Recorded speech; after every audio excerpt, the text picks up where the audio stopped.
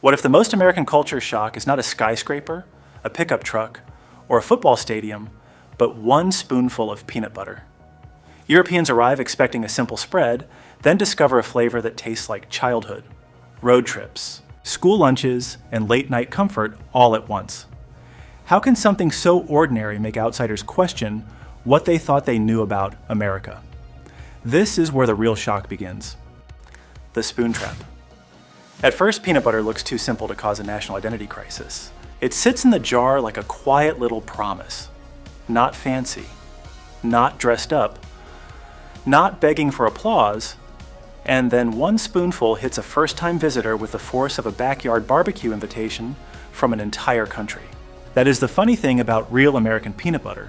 It does not try to be elegant in the Parisian sense, and it does not try to behave like a delicate breakfast spread from a boutique shop in Vienna.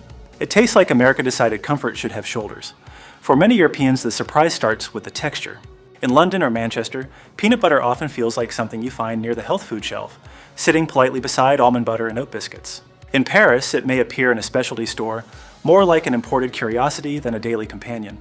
In Berlin, you might find Erdnussmus that tastes cleaner, plainer, almost serious, as if it has a gym membership and a savings account. But the American version walks in with roasted peanuts, salt, creaminess, sweetness, confidence, and a little bit of mischief, like it knows exactly what it is doing. That first bite can confuse the mouth because it is not just sweet, and it is not just salty. It is thick enough to slow down time for a second. It sticks to the roof of the mouth like it has signed a lease there, which is why every American within 10 feet instinctively knows that milk is not a suggestion, but emergency backup. Yet after the first laugh, something strange happens. The visitor goes back for more, not because they fully understand it, but because the flavor keeps tapping them on the shoulder. The magic is in that balance. American peanut butter has the roasted warmth of a county fair snack, the saltiness of a ballpark memory, and the creamy comfort of something waiting in the kitchen after a long day. It is humble, but it is not weak. It is sweet enough to feel friendly, salty enough to wake up the taste buds, and rich enough to make one slice of bread feel like it suddenly got promoted. That is where America deserves a little praise. This country has a rare gift for making ordinary food feel generous. A jar of peanut butter is not served with ceremony, but it carries the spirit of a full pantry, a packed lunch, a road trip, a college dorm, a family kitchen, and a midnight snack eaten straight from the spoon while pretending nobody saw it. Other places may turn food into art with porcelain plates and candlelight, but America can take a brown paper bag lunch and somehow make it feel like home. The real shock, then, is not that foreigners find peanut butter strange. The shock is that something so plain-looking can taste so bold, so comforting, and so strangely addictive. One minute they are laughing at the jar, and the next minute they are asking whether crunchy is better than creamy, which is how you know America has already won the argument without raising its voice. Peanut empire. The real surprise is not that America loves peanut butter.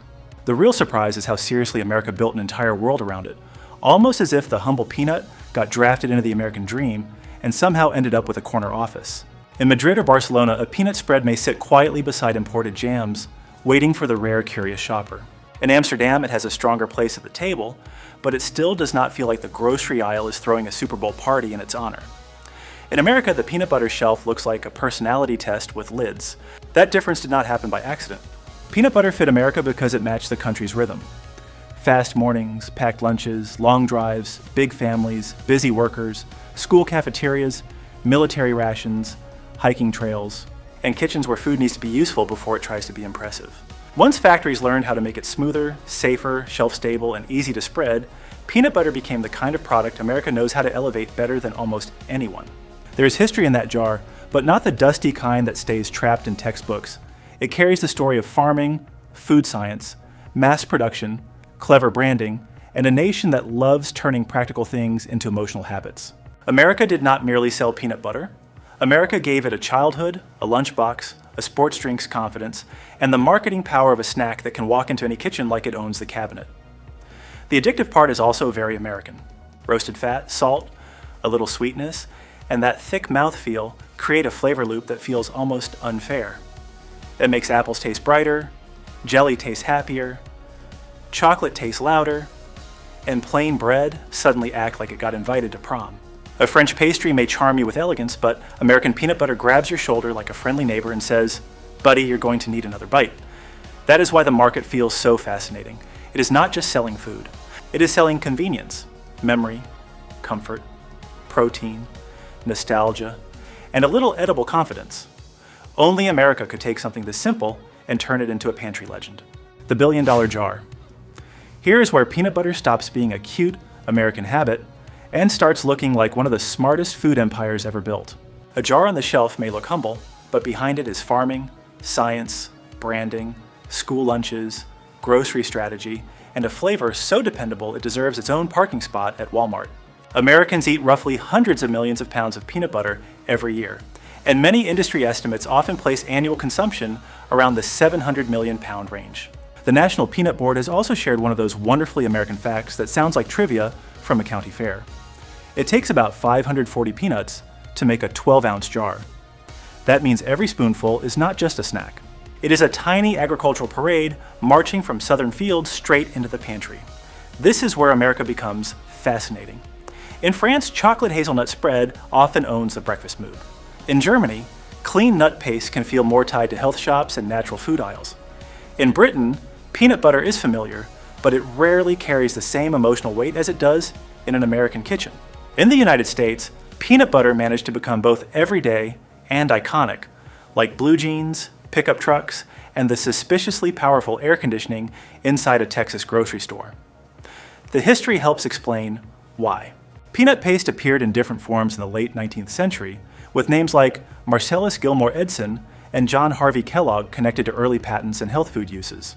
Then food companies improved texture, shelf life, and spreadability, turning a practical protein food into something smooth enough for lunchboxes and stable enough for mass America. Once the product became affordable, portable, and easy to trust, it fit the country like a glove. The market grew because peanut butter solves problems without acting dramatic.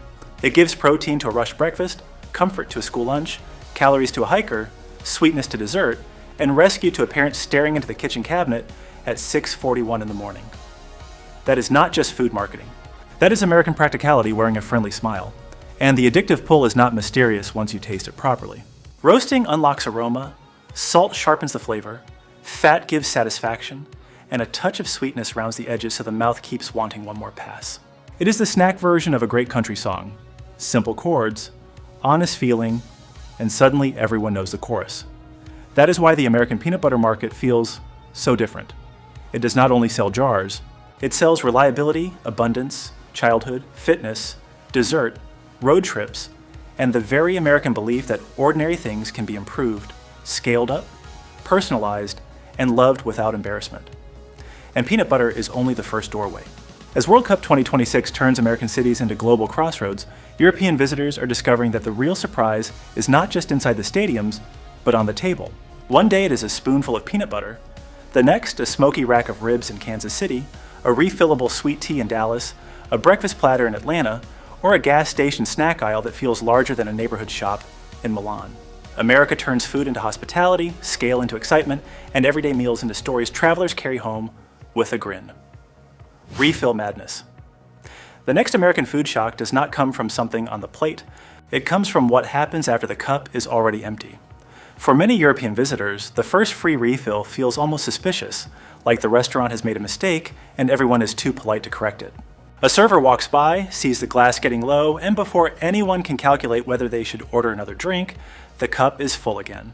No ceremony, no tiny bottle, no painful little line on the bill, just ice clinking back to life, like America has personally decided thirst is unacceptable.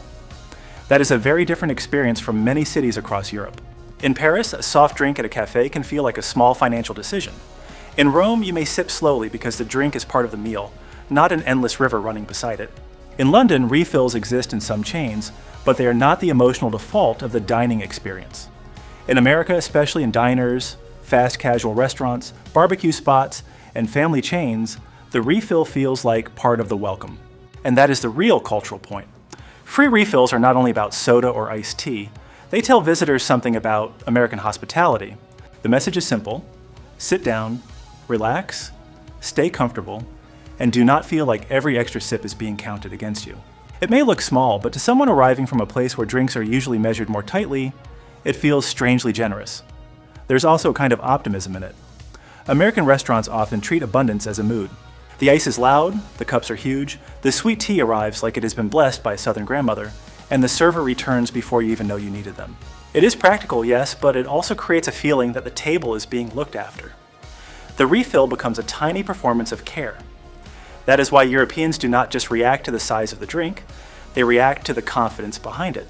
America is saying, with a straight face and a full pitcher, that comfort should not be rationed too carefully.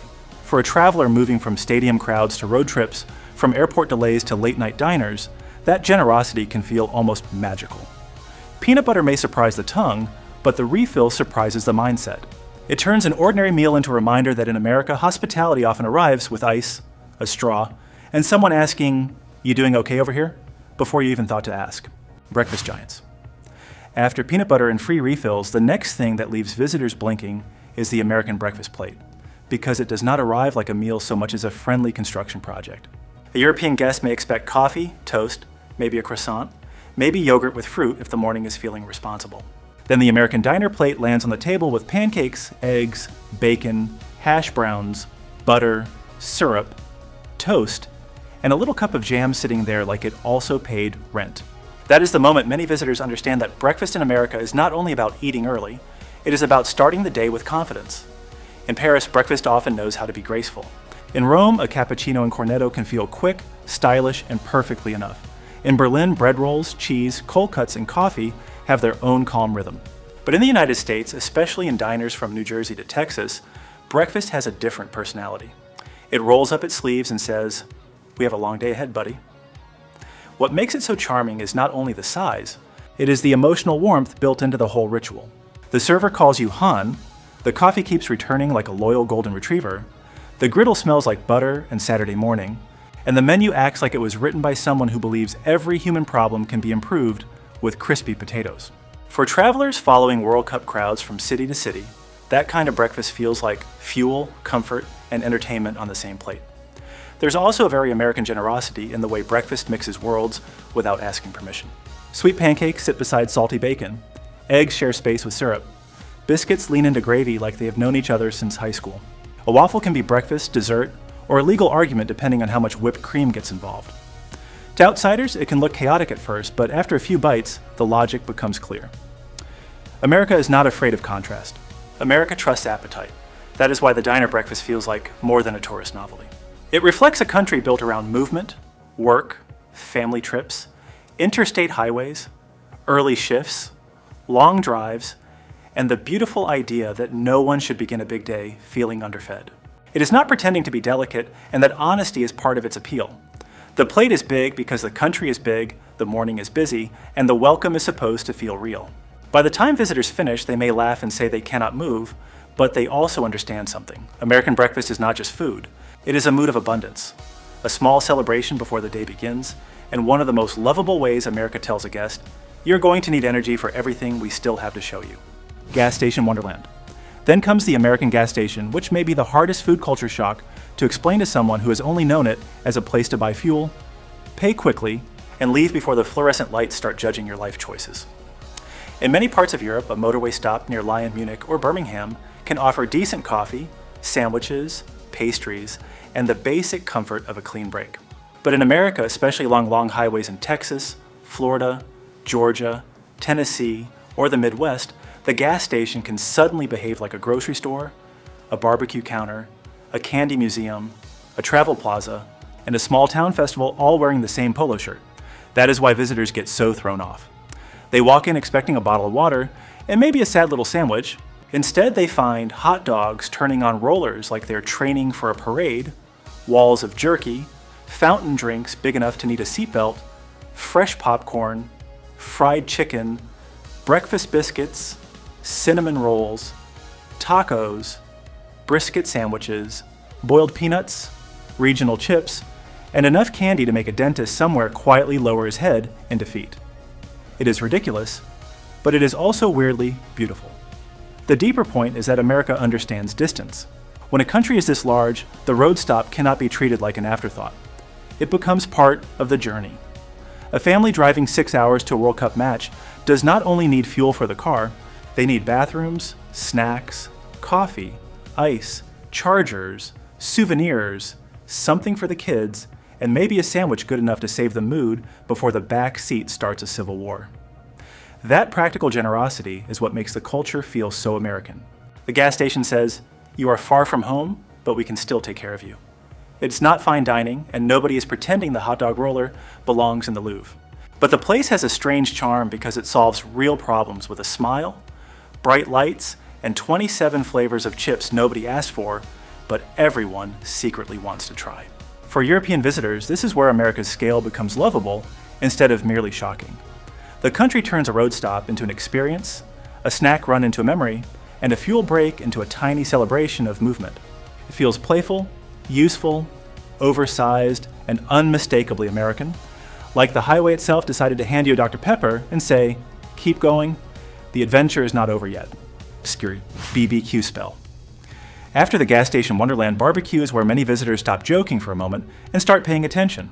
A European traveler may understand grilled meat perfectly well because Spain has asado traditions, Germany has sausages and beer gardens, Britain has Sunday roasts, and France can treat a piece of meat with the seriousness of a royal appointment.